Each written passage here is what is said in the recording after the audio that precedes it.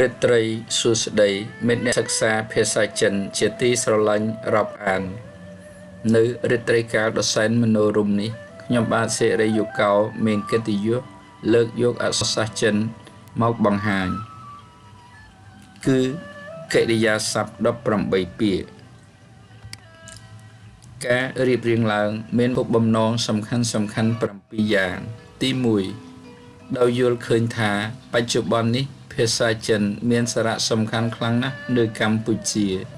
នៅលើពិភពលោកយើងនេះក្នុងចំណោមមនុស្ស5នាក់មានម្នាក់ចេះនិយាយភាសាចិនទី2ចំណេះដឹងចេះឲ្យមិនយកមកប្រើជាពឹសពុលទី3ការឲ្យទានធម៌ជាទានដ៏ប្រសើរជាងទានទាំងពួងទី4ដើម្បីទុកជាអនុស្សាវរីយ៍សម្រាប់មនុស្សក្នុងលោកទី5ពិភពលោកនេះគ្រាន់តែជាជំរកបណ្ដោះអាសន្នប៉ុណ្ណោះទី6យើងអាចជួយគ្នានៅអ្វីដែលយើងអាចជួយបានទី7ការចែករំលែកជាទម្លាប់ល្អរបស់ជនជាតិខ្មែរដូច្នេះយើងនឹងសិក្សាពាក្យទី7ai មានន័យថាស្រឡាញ់ឬចូលចិត្តវ៉ាអាយនីខ្ញុំស្រឡាញ់អ្នកបងស្រឡាញ់អូនវ៉ាអាយនីតើជាវ៉ាអាយវ៉ាតើជាខ្ញុំស្រឡាញ់គ្រួសាររបស់ខ្ញុំថាអាយ学中文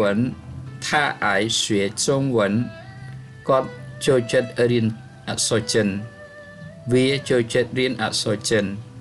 我爱柬埔寨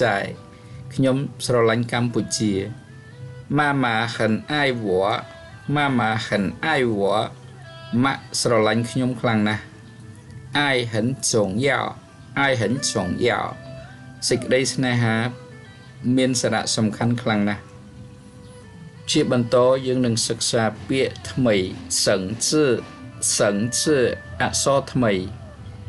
ai ស្រឡាញ់ឬចូលចិត្តវ៉ខ្ញុំចុងកណ្ដាលចុងធ្ងន់ចុងយ៉ាសំខាន់ចុងវិនអក្សរចិន